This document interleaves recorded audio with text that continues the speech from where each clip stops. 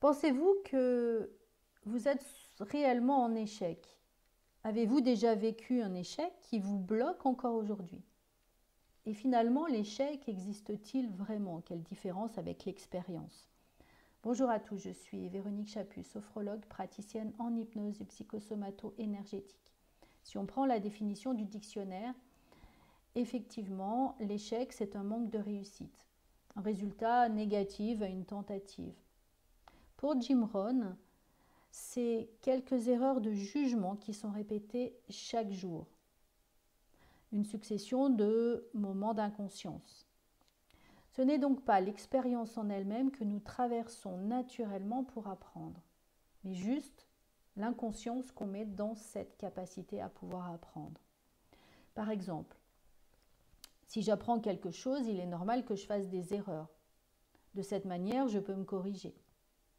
Par exemple, si j'apprends à faire du vélo, au début, je vais peut-être tomber. Je vais peut-être avoir des difficultés de pouvoir trouver mon équilibre. Et au fur et à mesure, je peux me corriger, acquérir de nouvelles sensations et réussir à faire du vélo. Si je ne travaille pas bien à l'école ou si je ne travaille pas du tout, alors je vais avoir des mauvaises notes.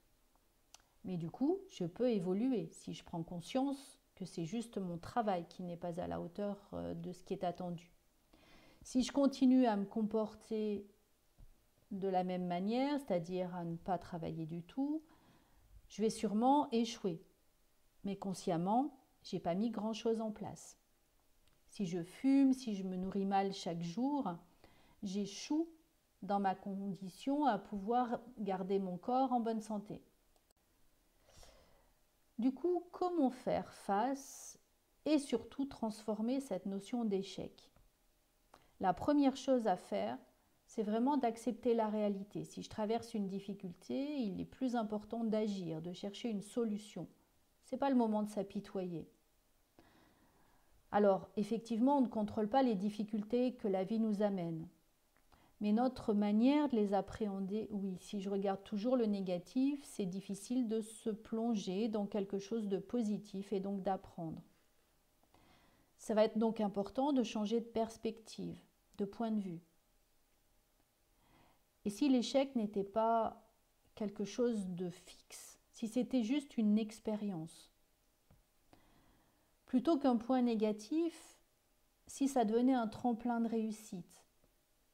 Et donc si à chaque fois que j'avais un retour qui n'est pas à la hauteur de ce que je souhaitais, si je pouvais apprendre.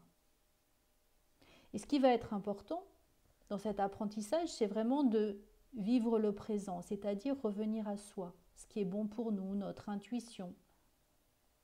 Et ne pas forcément faire contre le négatif, c'est-à-dire je vais faire ça parce que je ne veux pas ça. Je vais avoir tel comportement parce que je veux fuir quelque chose. C'est de vraiment vivre le présent et de revenir dans notre responsabilité. Et ainsi, on va pouvoir passer à l'action. C'est ce chemin qui va devenir mon fil rouge. Les étapes, ce n'est pas vraiment le résultat qui est important. Google, ce n'est pas fait du jour au lendemain, Facebook non plus. Toutes les grandes entreprises ont démarré étape par étape. Même Lao Tse dit que l'échec est le fondement de la réussite. Alors, ce qui est important, c'est vraiment de croire en vous et de pouvoir vous faire un plan d'action qui sera le vôtre. J'espère en tout cas que ces quelques points pour transformer l'échec en expérience et en apprentissage vous sera utile. N'hésitez pas à partager cette vidéo, à la liker et à vous abonner à ma chaîne. Tout ce travail est gratuit et c'est une façon de pouvoir me soutenir. Je vous remercie et en tout cas, je vous souhaite un bon chemin, de pouvoir trouver les étapes qui vous correspondent et de pouvoir maintenant parler d'expérience. Belle soirée!